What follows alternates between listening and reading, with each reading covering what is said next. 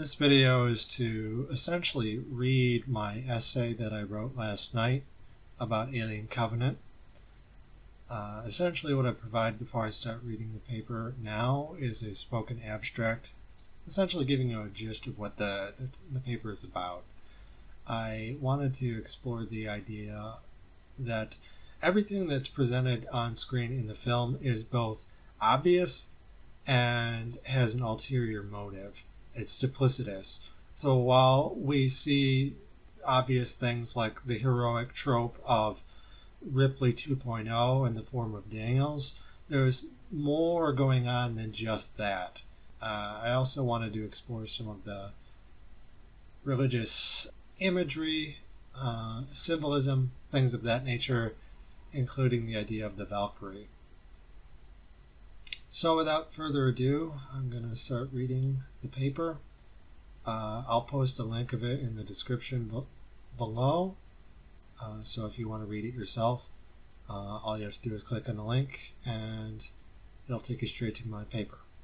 The title of the paper is Choosing the Slain or Victimizing the Invincible Heroine in Alien Covenant. Let it never be said that Alien Covenant takes its time. It does not. Right out of the gate, Scott's latest hits the ground running and never lets up. Such is its pace that many scenes seem confusing or truncated. For instance, the early scenes with Daniels and Walter are so brief and singular as to potentially fail to resonate with audiences. These moments are unable to establish an emotional connection with those watching due to the brevity and largely interchangeable or anonymous quality of the cast. At this scene is a coda, which we return to at the very end. Here the point is not to establish an emotional bond with Daniels, but rather to show us the chink in her armor, the unlikely bond she shares with Walter and that David exploits later on. Of course, as an audience, we might go into that scene expecting the bond, but not the chink in Daniels' armor. It's important to recognize such expectations, yet at the same time, what the scene contains versus what we, as an audience, are looking for is also germane. Scott, I suspect, is fully aware that we'd be too busy searching for a bond to notice what the scene is really about. This latter aspect is, of course, only something that makes sense in retrospect, to be fully appreciated upon a second viewing of the film, perhaps not even then. On that note, what fun would a film be to give up all of its secrets at once? By and large, Covenant operates in this fashion. There's so much to see and study that grasping everything initially is not possible, say nothing of Scott's intentions to hide his true motives in plain sight within the montage itself. Indeed, Covenant is focused on showing us familiar chess pieces, not bothering to disguise them, but instead playing with them in ways that subvert or ignore our expectations. At times, the proceedings accelerate to such extremes as to make the sleight of hand almost too effective, verging on downright confusion throughout. Some might feel cheated as a result. To them I would implore as follows: set aside one's bruised pride, for there is much to appreciate in Scott's deception once you move past initial disappointments. Naysayers, of course, might insist that while the best tricks are subtle, a danger exists in being too subtle, to the point of going over everyone's head. Detractors of the film could further diagnose this as incompetence, a term I myself would only use if Scott were trying to actually aim for empathetic scenes, like those centered on Daniel's grief following Captain Branson's immolation. However, if Scott's aim were to fool the audience by presenting us with a heroic trope only to transmute it right under our noses, the adjective I'd use to describe him would actually be trickster. Some people don't like to be tricked, certainly, but isn't any good mystery centered around deception by the author writing it?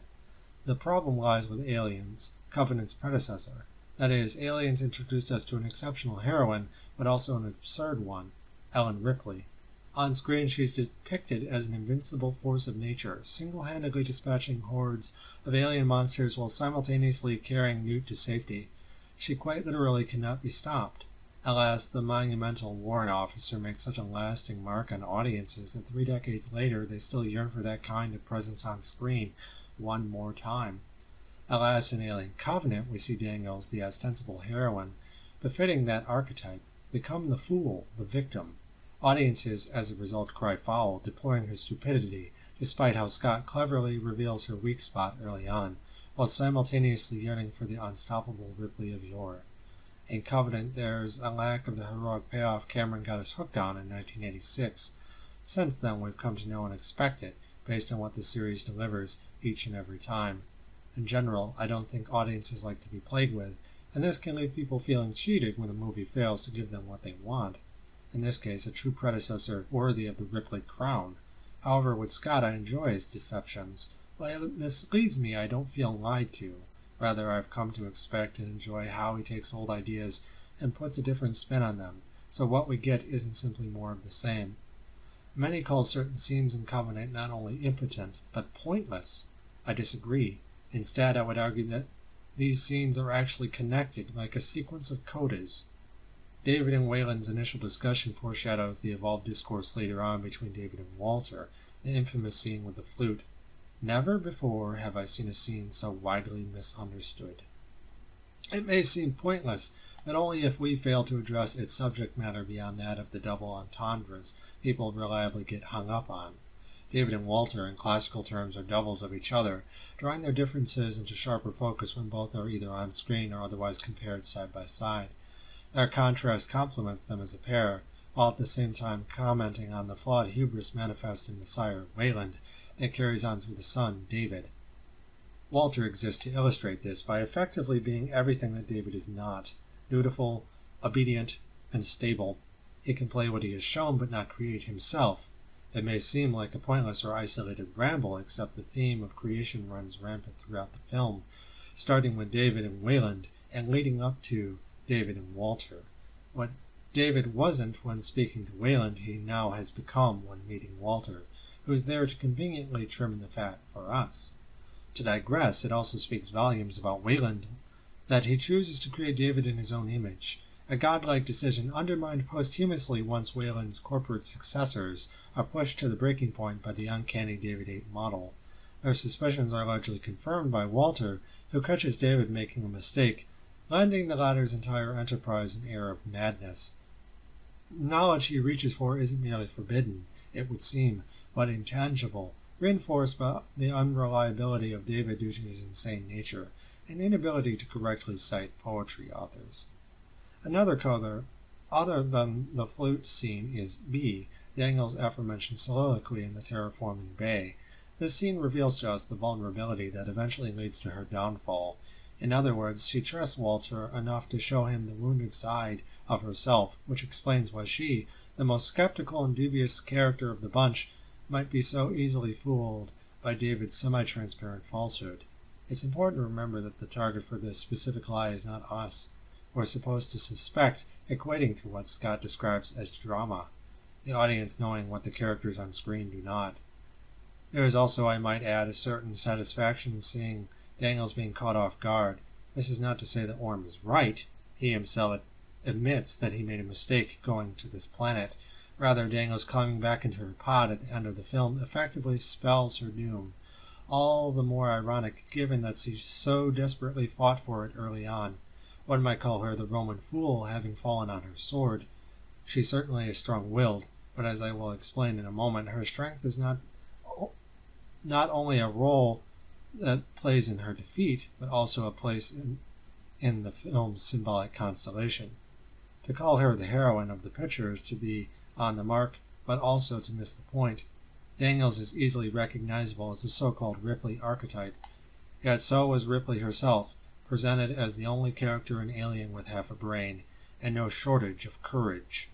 She won, though wouldn't have if Ridley had had his way with his original scrapped ending, where the alien kills her. Likewise, so does Daniels towards Covenant's conclusion, yet our mutual celebration towards the latter's so-called victory is premature, as is our criticism of Ridley for failing to fashion a successful protagonist. Of course, there's more to success than mere replication, but tell that to Aliens fans. Daniel's accomplishment is ultimately eclipsed by David's personal triumph. He is the true hero of the picture, the victor who in the end comes out on top.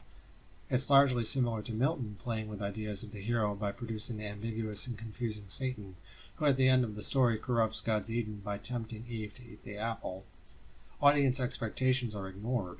Scott simultaneously tricks us and advances his own agenda, producing a narrative more idiosyncratic than many of those led by James Cameron's example. I mention Cameron because while touching on or nodding to his creative descendant's classic, Aliens, Scott produces a movie largely invested in its own themes, including what amounts to rape through artistic expression. David selects female victims with heroic qualities or spirit, choosing those worthy to be his queen. The sexual relationship between artist and model is very much like a spider eating its mate, or a serial killer manipulating his prey before killing and converting it into a perverse idol that represents his desire to create. For David, creation and rape are synonymous. His creations mirror a phrase he uttered earlier in Prometheus: sometimes to create one must first destroy.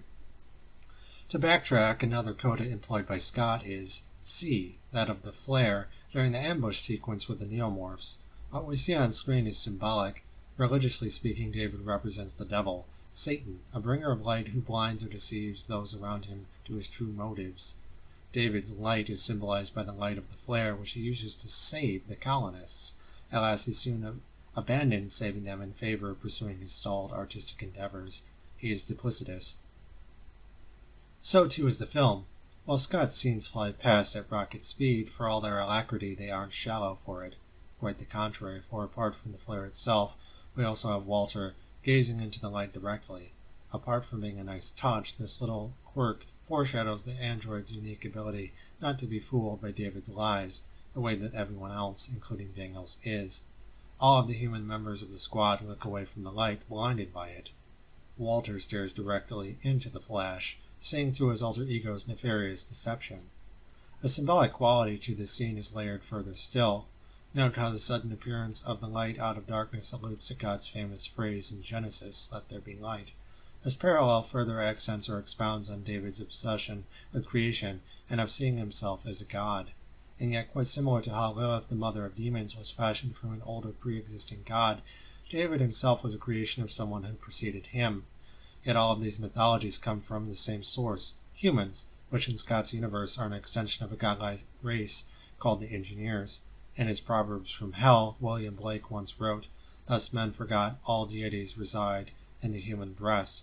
In Scott's movie, one could interpret this quite literally when Orm's chest is emptied of its devilish contents to reveal the little god inside.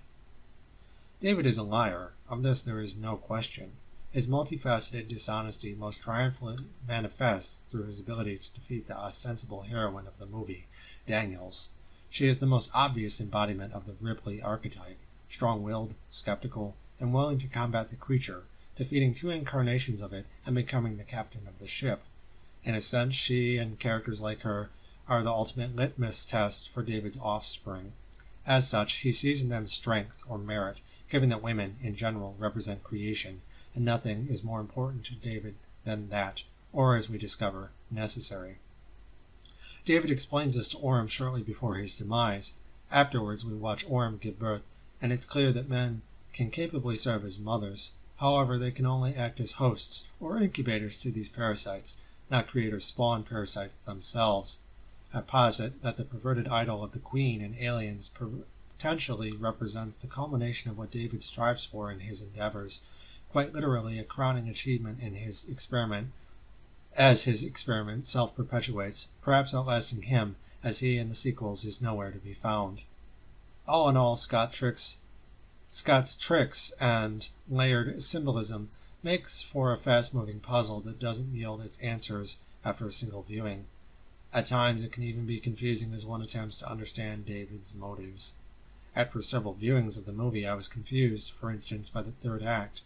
Once on board the Covenant, for instance, why did David continue his subterfuge? Furthermore, while pretending to be Walter, why did he help Daniels in Tennessee? Why not just kill them, then and there, and steal the ship in a more obvious manner? These questions, it turns out, were the result of me feeling like something wasn't quite right with what I was seeing. However, it went beyond David merely being Walter. I had my suspicions of this right off the bat. Yet despite knowing this, I felt like his actions as David were strange, as though something didn't quite add up. I couldn't say what it was at the time because I didn't have all the information. I needed time to think, and I didn't really want to chalk it up to madness on David's part or Scott's. Given ample time to reflect, I discovered that, like other scenes in the film, the motives for David's curious aid becomes clear through retrospection. That is, many events in the film, especially David's actions, have a duplicitous or two-sided quality to them. To this, what David appeared to be doing on screen wasn't actually what he was doing. He wasn't Walter, and he certainly wasn't helping Daniels, any more than he was helping Sean Prometheus. And yet, what was David getting at by taking the time to falsely assist Daniels in Tennessee? Why not lock them in a chamber and lead the creature right to them? The answer: he was grooming Daniels. It's not presented as such on screen, or rather, it isn't spelled out. But like other events in the film, there's a hidden meaning beneath the surface of what we're shown. And in fact, Daniel's battle with the protomorph at the end is a trial by combat, and it's very much her battle, as she is the captain, whereas Tennessee is relegated to the sidelines throughout. It certainly isn't a given that she'll survive. In fact, she very nearly doesn't. David shows interest in her earlier in the film, but is interrupted by Walter before he can proceed. With Walter dealt with, David is given a second chance at Daniels. Perhaps with Daniels having defeated Orm's son on the platform, David was prepared to move forward, only to have Loeb's unexpected birth complicate matters. David would have needed to decide what to do in this situation, and his choice seems fairly clear given how the protomorph is so violent and chaotic, presenting a real threat to his future experiments on board the ship. So he decides to get a second opinion, again putting his creation to the test. Should Daniels die, she wasn't worthy to be the queen. As she lives, she's dealt with the inferior offspring and walked right into David's hands, effectively killing two pigs with one rock. And after Daniels' brush with death, David effectively traps her in the pod at the end, and the choice is made. Realizing that his work is unfinished, as suggested by the protomorph's defeat, he can now continue his quest, experimenting on the very woman who threatened to undo everything. I would further argue that David's morbid selection of female specimens alludes to mythological themes present in Wagner's Das Rheingold, chosen by the writers for very pointed reasons. The second movement is titled Entry of the Gods into Valhalla. According to myth, Valhalla was populated by those chosen to enter it. This selection process was conducted by the Valkyrie, whose name literally translates to choosers of the slain. The role of the Valkyrie is to recognize the bravest and strongest warriors and then inspire them mid-battle to such stages of uncontrolled fury as to render them careless and thus invariably prone to mortal injury. Following their subsequent demise, the Valkyrie would usher their chosen slain into Valhalla, immortalizing them. In essence, David is effectively as much a Valkyrie as he is a god, recognizing the chosen slain through their prowess and spirit as worthy of entering Valhalla. An added layer of complexity is provided by Scott, who fashions David in the manner of a sexually motivated lunatic whose actions are guided as much by lust as ambition. Regardless, at the end of the film, the covenant itself has become Valhalla, while David, through his own covenant or pact, ushers the worthy Daniels within to be immortalized against her will as his queen. By doing so, he has cemented his own status as a king who reigns in a mutated paradise, or to put it in Milton's terms, the mind is its own place, and in itself can make a heaven of hell, a hell of heaven. David takes and turns upside down so many ideas and symbols. This isn't unusual in the series at large, though.